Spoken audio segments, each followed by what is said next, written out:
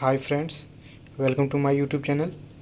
आज हम लोग देखते हैं जीएमडीसी माइनिंग सरदार का एग्ज़ाम के पार्ट 2 के बारे में 16 टू 31 तक। 16 number, RF is related to. RF किससे रिलेटेड है? पहला ऑप्शन है वेंटिलेशन, दूसरा ऑप्शन है प्लान और तीसरा ऑप्शन है हॉलेज, चौथा ऑप्शन है नन ऑफ दीज। तो इसका आंसर हो जाएगा प्लान। 17 नंबर, एसएमपी के लिए कौन जिम्मेवार होंगे? सेफ्टी मैनेजमेंट प्लान के लिए कौन जिम्मेवार होंगे? पहला ऑप्शन है ओवरमैन, सेकंड है सेफ्टी ऑफिसर, थर्ड है मैनेजर और फोर्थ है ए एंड बी। तो इसका आंसर हो जाएगा manager, option number C. AVA is related to. Audio visual alarm किससे रिलेटेड है? पहला है कम्युनिकेशन, दूसरा है सेफ्टी फीचर्स और तीसरा है ब्रेक और चौथा है नन ऑफ दीज। इसका आंसर हो जाएगा सेफ्टी फीचर्स। माइनर्स माइन में जाने के लिए कौन सा कैप लैम्प यूज करता है? तो इसका ऑप्शन है flame proof, intrinsically safe, A and B, none of these. तो इसका आंसर हो जाएगा नन ऑफ दीज, क्योंकि माइनर्स कैप लैम्प यूज करता है, ना ही फ्लेम प्रूफ होता है, ना ही इंस्ट्रेजिकली सेफ होता है, इसीलिए इसमें ऑप्शन आंसर हो जाएगा नन ऑफ दीज।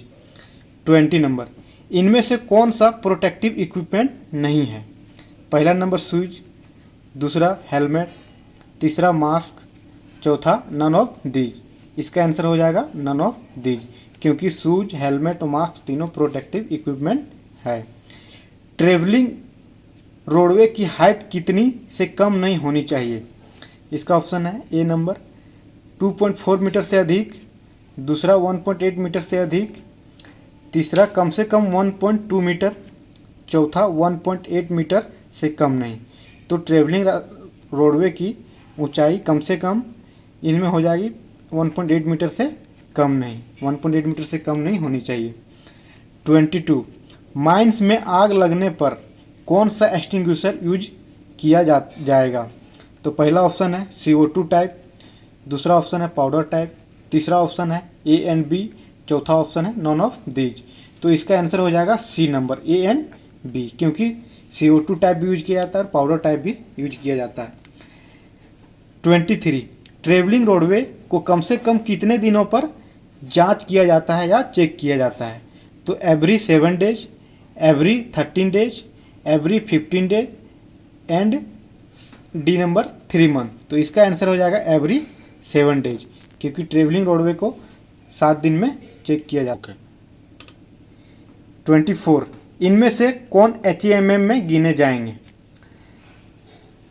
पहला 50 mm या अधिक, सेकेंड 50 mm से कम, तीसरा 50 mm से अधिक, चौथा 50 mm या इससे कम।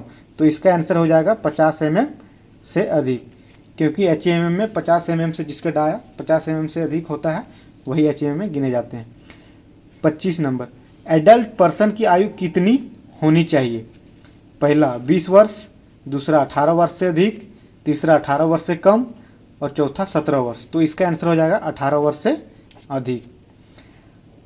26, यदि किसी माइन में 0.5% से अधिक CH4 पाया जाता है तो उस माइन की डिग्री क्या होगी? पहला फर्स्ट डिग्री, दूसरा सेकेंड डिग्री, तीसरा थर्ड डिग्री और चौथा ए एंड सी। तो इसका आंसर हो जाएगा बी नंबर, सेकेंड डिग्री। 27, यदि माइन में काम करने वाले किसी भी व्यक्ति की आयु 45 वर्ष से अधिक है तो उसकी PME कितने दिनों में होगी? पहला ऑप्शन 5 वर्ष, दूसरा 2 वर्ष, तीसरा 3 वर्ष, चौथा 1 वर्ष। तो इसका आंसर हो जाएगा 3 वर्ष। 28, SMP कौन रेगुलेशन पर आधारित है? पहला नंबर रेगुलेशन 110, दूसरा नंबर रेगुलेशन 105, तीसरा नंबर रेगुलेशन 104 और चौथा नंबर रेगुलेशन 102। तो इसका आंसर हो जाएगा regulation number 104, option number 3। RQD rock quality designation यदि 51% से 75% है तो उसका डेजिग्नेशन क्या होगी?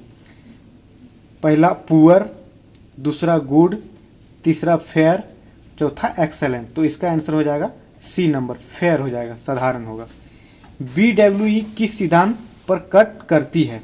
बकेट व्हील एक्सवेटर किस सिद्धांत पर कट करती है? Option number A box cut, B remaining, C की कट और D tracing.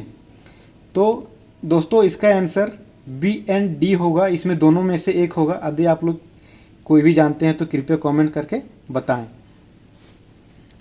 Full form of ICEM, इसका full form international centre of excellence in mining safety and automation.